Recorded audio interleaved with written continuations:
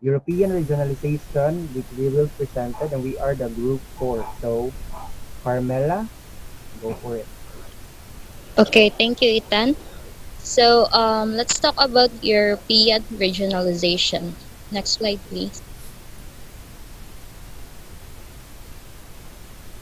Okay, so let's tackle about what is European regionalization. So European regionalization is a concept that refers to the process of dividing Europe into different regions on various factors such as geography, culture, economy, and politics. And it's a way to manage and organize the diverse and complex nature of the continent. And also, this process has been particularly significant in the context of the European Union, which will be tackled later on, where in this regionalization, it has been used as a strategy to balance economic development across member states, promote cultural diversity, foster cooperation among regions. And for example, to this is the European Union has been divided into regions for the purpose of distributing structural funds, which are aimed at reducing economic disparities among regions. And this regional approach allows for more targeted and effective use of resources. Next slide, please. Excuse me. Um, Yes, regionalization in Europe implies a process through which coherent development and integration of the Union in economic and social areas is ensured, and employment and development problems caused by income distribution difference between regions are overcome. And it is also subject to various forms of regionalization for some reasons, such as economic cooperation, political stability, and shared cultural ties. Initiatives like the European Union aim to foster collaboration among European nations, promote economic integration, and prevent conflicts that plagued the continent in the past. Next slide, please. Okay. Why is the European regionalization is made? First is this can entail the formation of administrative division, the formulation of regionally specific policies, and regional cooperation for a variety of objectives. And the goal is first to address the distinctive qualities, requirements, and difficulties posed by various regions of Europe. By regionalization, it is generally understood that creation of a new level in a state's territorial organization by creating regional institutions and transferring the administrative competencies at regional level. Also, regionalization is a result of a political decision concerning the administrative territorial reorganization of a country.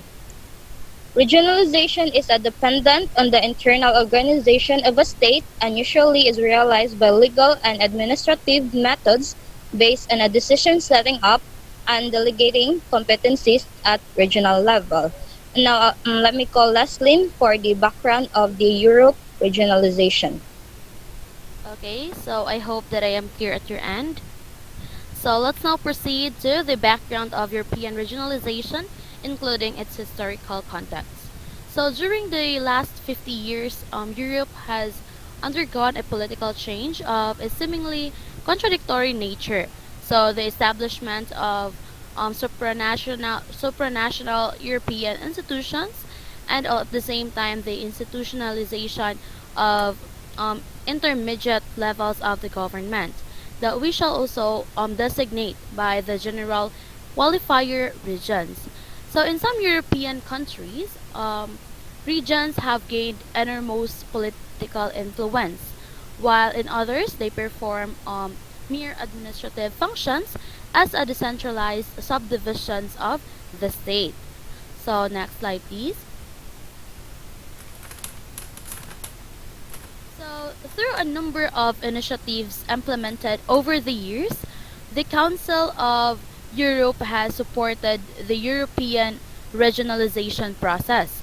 So they take in account the various historical developments, the experience gained to date in this field, and the general context. So, from this regionalization, one main challenges coming the years, which is the doubtless the role of regions in the new Europe, as it will be a matter not only of accompanying the formation of regions and giving them the legitimacy and substance, but also avoiding regions to not feel recognized and fully involved in their state's political project. So next.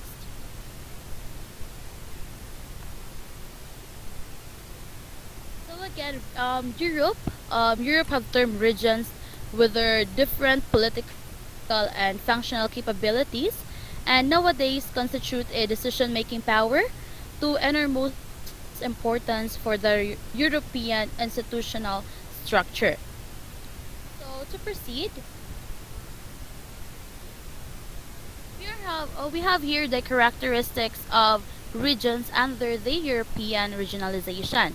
We have first the strong cultural, political, and historical identity. So, which are not mere regions but people and societies with a more collective personality and did not establish their own state but retain visible differentiating features that inform a political will for the self-government.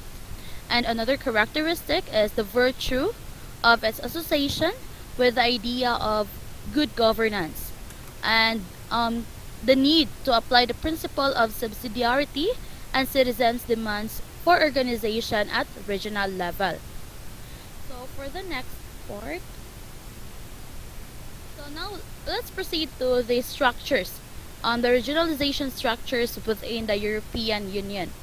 The European Union, this is a supranational political and economic union of 27 member states that are located primarily in Europe. Yes.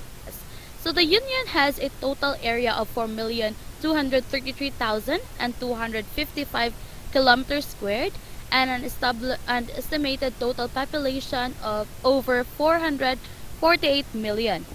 So the European Union is actually divided into regions for administrative and statistical purposes. So these regions are actually defined by the European Union Statistical Agency or the Eurostat, and that was the nomenclature of territorial units for statistics or the NOTS, which is a hierarchical hierarchical hierarchical system used for this purpose. So next we have another treaty. We have the Maastricht Treaty, which came into the effect on November 1, 1993. This was established the European Union. So by establishing a single currency or the euro, so a united foreign and security policy, common citizenship rights, and improved cooperation in the field of immigration, asylum, and judicial affairs. So the treaty aimed to strengthen political and economic unity throughout Europe. So in honor of the European Union's initiatives to advance democracy and peace throughout the Europe. And the organization was given the Nobel Peace Prize in 2012. So next, so European Union member states. So the European Union's members are Austria, Belgium, Bulgaria, Croatia, Cyprus, and so on. So I will not longer read all of these. So you can just read it later in the given copy of the PDF or the copy for this topic. So now let's proceed to another. We have here the NATS level as what we have mentioned a while ago. This classification enables a cross-border statistical comparisons and various regional levels within the European Union. So the next one, we have the major socio-economic regions. These are regions that include the German Länder, the Belgian Jewester or the regions. So the NOTS 2, these are the basic regions for the application of regional policies, which includes the Belgian or the Dutch provinces.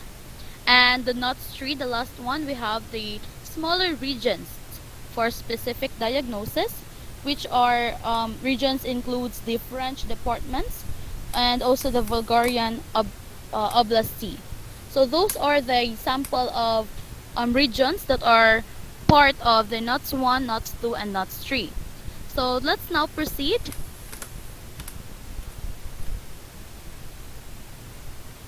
So now we have the macro regions.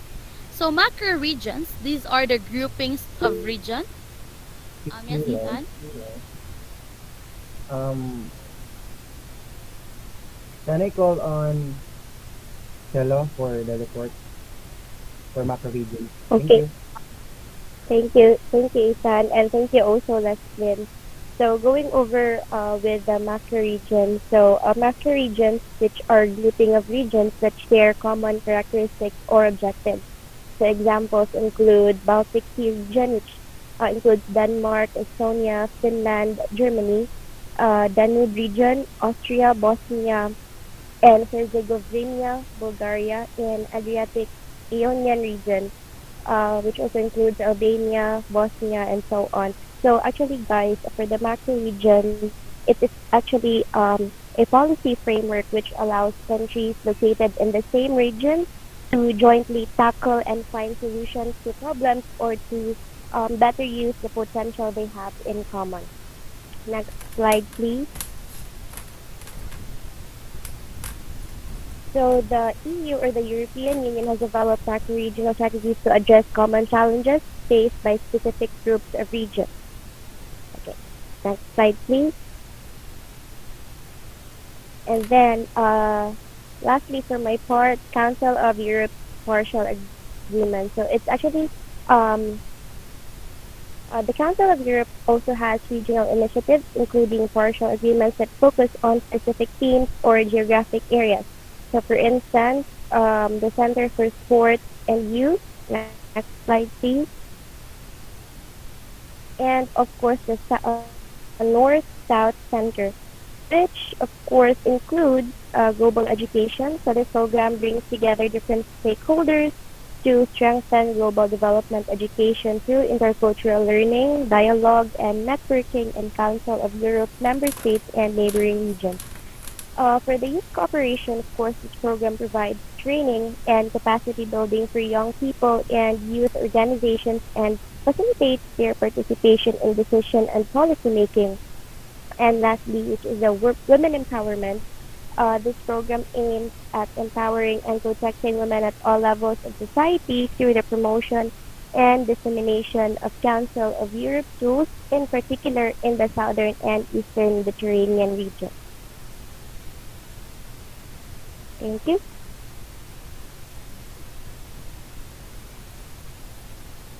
For the Euroregions, so Euroregions, if regions are groupings of regions that share common characteristics or objectives, what do we mean by Euroregions? So Euroregions, on the other hand, can be defined as European cross-border structures that plays an influential role at the borders between European countries. So less Euroregions or the Euroregions have an important role to play in increasing theo- territorial cooperation as it brings together partners from two or more cross-border regions in different European countries. So for example, we have here Czech Republic and Slovakia, two countries who founded White Carpathians Euroregion on year 2000, which White Carpathians are a mountain range on the border of Czech Republic and Slovakia, so parts of Carpathians. So instead of fighting on who to own that territory, They instead build a Euro region to foster peace and cooperation. So, Euro regions at their core are European cross-border structures fostering collaboration between neighboring countries. They serve as motivation or catalyst for territorial cooperation, uniting partners from two or more cross-border regions. So next slide, please. So Euroregion's purpose is to create a coherent space that is developed collectively to ensure that the border is no longer an obstacle but becomes a resource and an opportunity for development such as regional development, development in transport, in the local economy, in cultural activities, the environment, and so on. And to do this, it creates a framework for cooperation that makes it possible to bring together the different players and to put in place common policies and projects in those different areas of development, always in accordance with the specific features of each border area. So next slide, please. What are the scope of Euroregions? So Euroregions usually do not correspond to any legislative or governmental institution and do not have direct political power. Their work is only limited to the competencies of the local and regional authorities which constitute them. They are usually arranged to promote common interests across the border and to cooperate for the common good of the border populations. So next slide, please. So for the criteria of Euroregions, the Association of European Border Regions, in which this European Border Regions Association is an organization of European regions and deals with cross-border cooperation in Europe and other continents, sets the following criteria for the identification of Euroregions, like what made Euroregions different from other structure of European regionalization. So Euroregions as an association of local and regional authorities on either side of the national border, sometimes with a parliamentary assembly. And then a transfrontier association with a permanent secretariat and a technical and administrative team with own resources. And then of private law nature, it is based on non-profit making association or foundations on either side of the border in accordance with the respective national law in force. And then of public law nature, it is based on interstate agreements dealing, among other things, with the participation of territorial authorities. Next slide, please.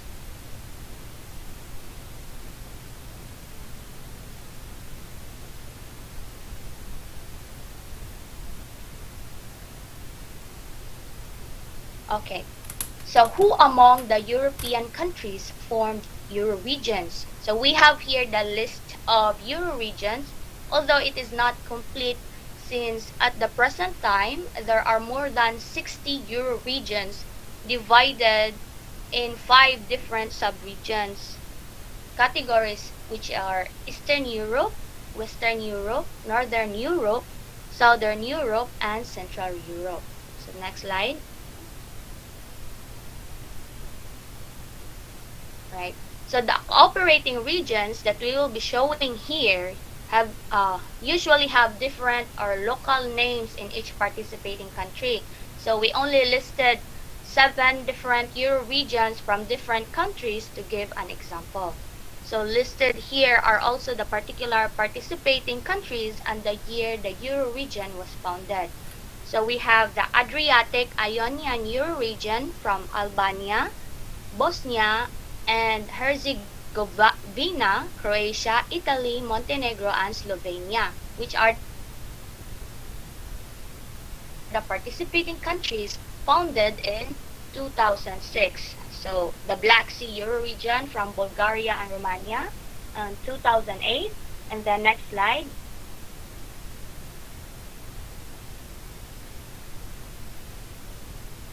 We have the Danube Drava Sava Euroregion from Bosnia and Herzegovina, Croatia, Hungary on 1998, and then Ems Dollart region from Germany and Netherlands on 1977.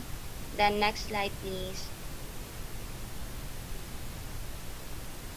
And then Tririna Euroregion from Germany, France, Switzerland on 1995, and then Zog Spitze Wetterstein Karwendel Euroregion from Austria and Germany on 1998. And that's it for the fourth structure of European regionalization. So next slide please. Alright, now let's move on the fifth and the last structure of European regionalization, which is the cohesion policy. So what do we mean by cohesion policy? So cohesion policy, in other words, is the European Union's main investment policy. So why man? Cohesion policy is under the European Union. However, they have their own target as they targets all regions and cities in the European Union in order to support job creation, business competitiveness, economic growth, sustainable development, improvements to citizens' quality of life. So in order to reach these goals and address the diverse development needs in all EU regions, a whopping $392 billion, almost a third of the total EU budget, has been set aside for cohesion policy for the period 2021 to 2027. The next slide, please.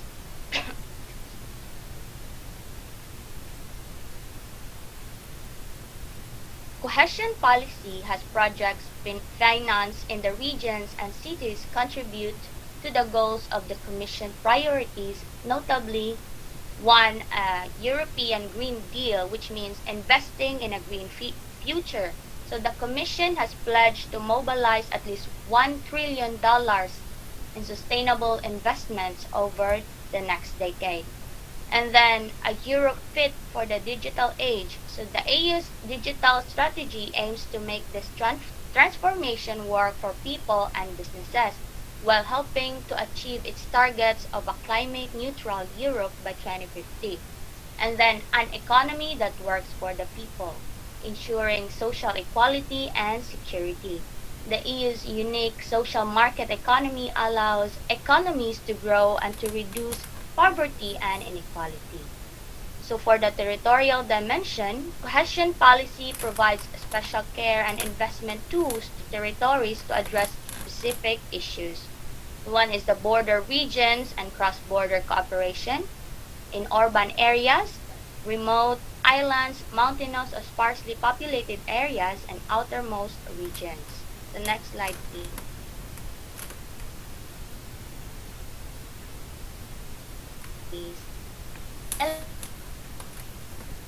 Element of European solidarity. The majority of its funding is directed towards less developed European countries and regions. Its mission is to facilitate their development, bridging the gaps in economic, social, and territorial aspects that still persist within the European Union. And they have what they call Just Transition Fund that alleviates the socio-economic costs triggered by the climate transition, such the effects of the coronavirus pandemic on the economic situation of EU regions is addressed by REACT EU, which means the recovery assistance for cohesion and the territories of Europe. So for the legislation, the cohesion policy's journey begins with the very essence of the European Union's mission for the economic, social, and territorial cohesion. So this goal is not a mere aspiration, but a legally binding commitment articulated in Articles 174 to 178 of the Treaty on the Functioning of the European Union. So the legal framework outlined in Articles 174 to 178 of the Treaty on the Functioning of the European Union underscores the Union's dedication to fostering unity, reducing disparities, and promoting balanced development. Next slide, please. So, how funding in the cohesion policy is delivered? Cohesion policy is delivered through specific funds. First, we have the European Regional Development Fund, or ERDF, to invest in the social and economic development of all EU regions and cities. And then the Cohesion Fund, on the other hand, is to invest in environment and transport in the less prosperous EU countries. Then the European Social Fund Plus, or ESF Plus, to support jobs and create a fair and socially inclusive society in EU countries. And again, the Transition Fund, or GTF, to support the regions most affected by the transition towards climate neutrality. So through these different funds with specific fundings, next slide please, the cohesion policy and Commission's political priorities will be achieved. The cohesion policies, which helps to deliver many EU policy objectives, it complements European Union's policies such as those dealing with education, employment, energy, environment, the single market, and then research and innovation.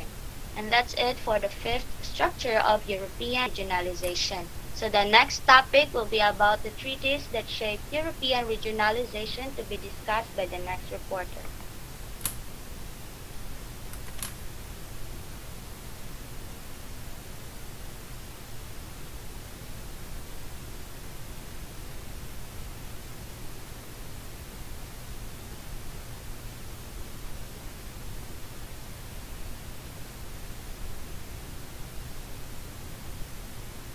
Thank you so much, Nicole. So now, let me read for a while.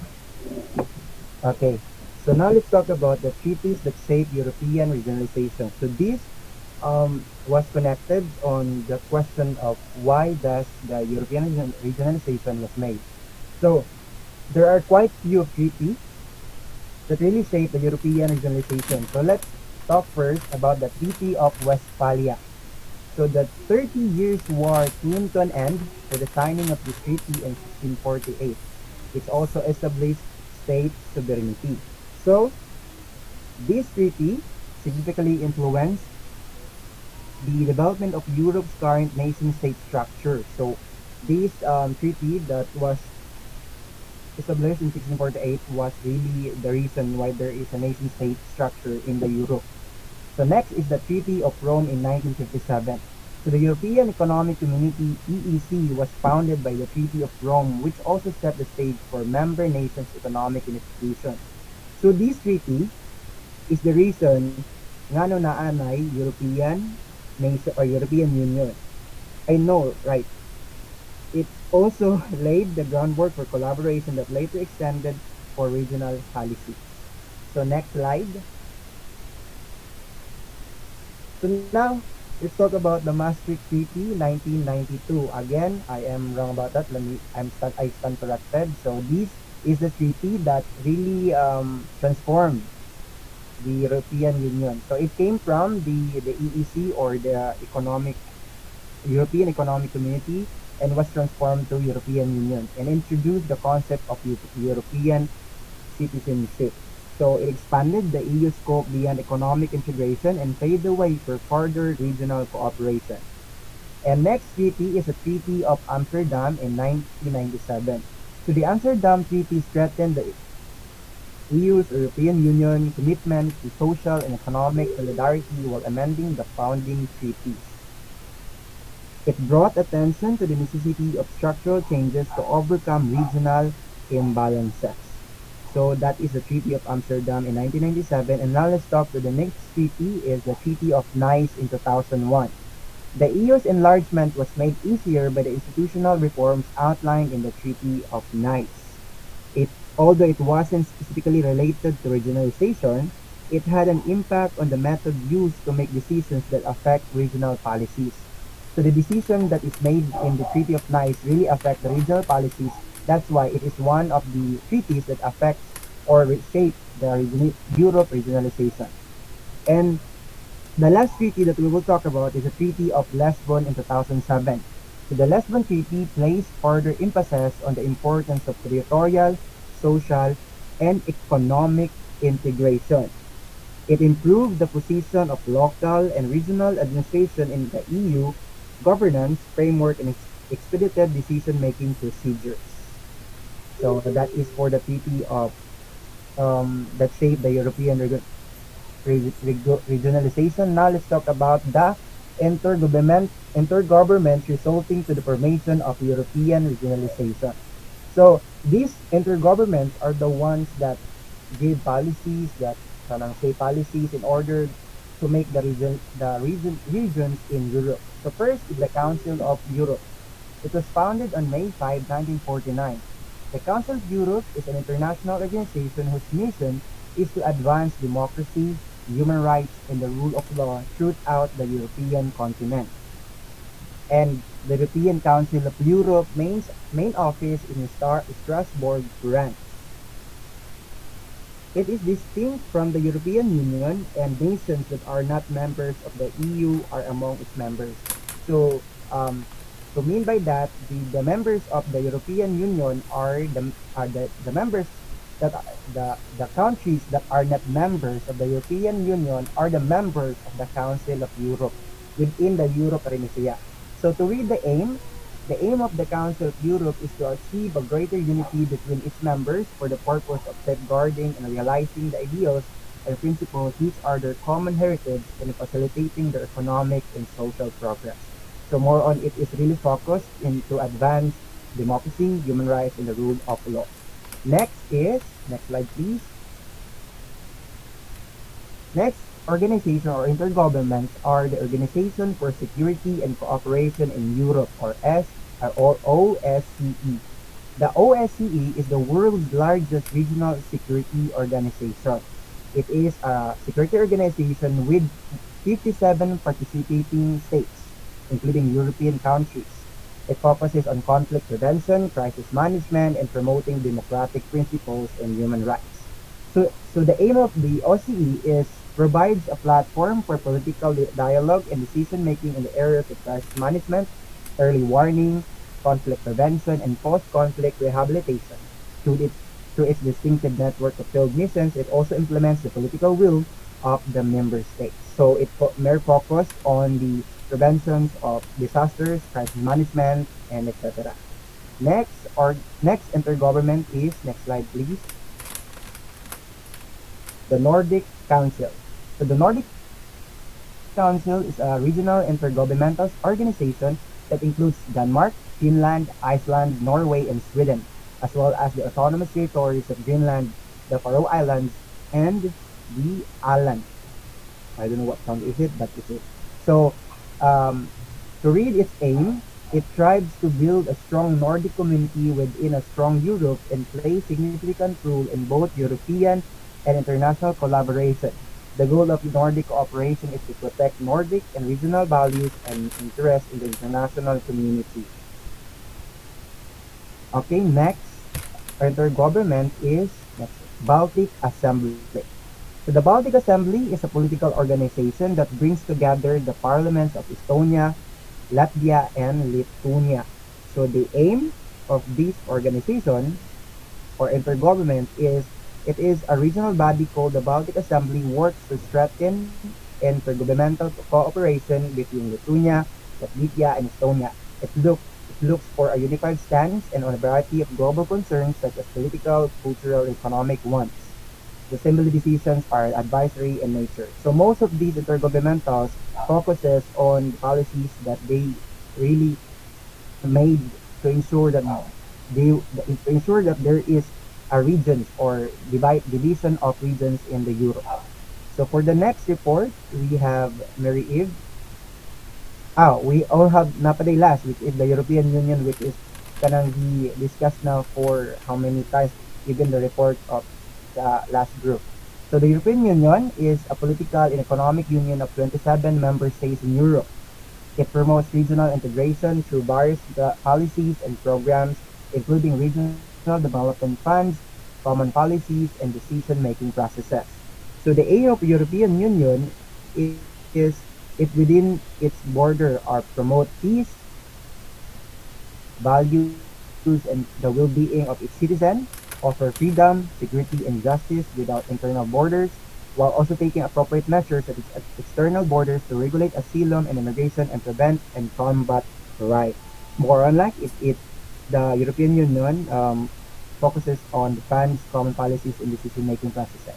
So next slide, I think it's the report of Mary Eve. Thank you so much. Okay, thank you so much, Tad. So, right now, we are going to talk about the impact of globalization to European regionalization. So, Europe is a major actor in the global economy in all types of flows. Like, Europe is the first or second world region in importance, though it concentrates globalization. It accounts for 20% of inter-regional air connections, for 22% of inter-regional trade of goods, and 27% of inter-regional trade of services, for 31% of inter-regional in and out flows of FDI, 21% of interregional migrations, and 23% of interregional student flows. So, in Europe, as in other parts of the world, we observe like a simultaneous process of regionalization and globalization. So between 1986 and 2007, the internal trade of Europe increased from 27% to 42% of total gross domestic product, while external trade developed from 15% up to 21% of total Europe domestic product. That being said, that Europe can still be considered as a relatively closed economies with a ratio between trade and GDP of respectively 20.6 and 27% when the trade of services is included. Next slide, please. So, 86% of European maritime links, if like included ang neighborhood, it will be 95%. 84% of air connections like mga airlines around the globe, if including a neighborhood, 91%. 70% of the trade of goods, if including a neighboring countries, may siyang 79%. 79% of European FDI, 32% of links in advanced producer services, and 40% of migrations, if including ang mga neighboring countries, may siyang 64%, are internal, that is between European countries or cities. So in the territorial state and perspectives of European Union, it is explicitly recognized that metropolitan areas play an important role in sustaining the Europe global competitiveness.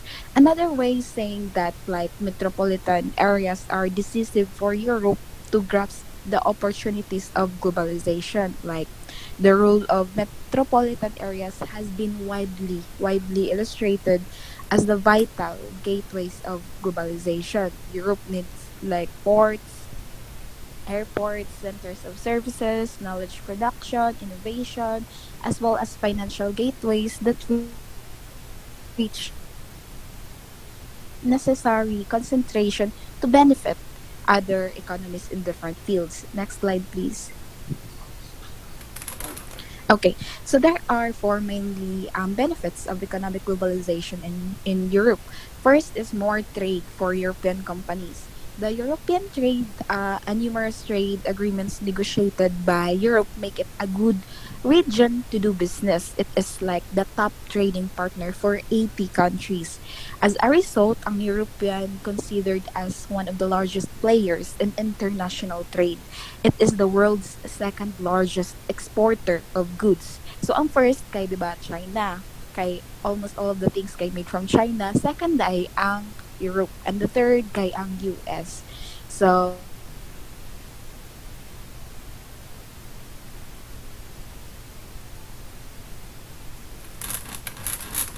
job opportunities like in 2019 more than 38 million jobs in the Europe were supported by exports to countries outside the Europe. And then three, advantages for consumers. The big benefits of globalization and trade to the consumer comes from like imports. Trade agreements mean importers pay lower duties, like together with increased competition. This means lower prices for goods and services. Next one is benefits of trade within the Europe. So inside the Europe, a single market aims to remove barriers to trade between European countries. The European single market is the world's biggest barrier free economic area. This area includes almost 450 million people with a gross domestic product of about 14.5 trillion in the year 2021. So Europe, it estimated that the single market in Europe has created 2.8 million jobs. So that are the benefits of economic globalization in Europe. Next slide. Okay. So that would be all for our report about European regionalization, and have a great day. Thank you.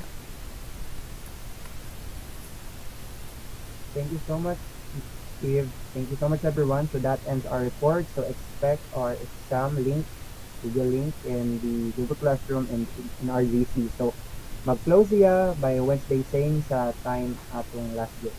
So thank you so much.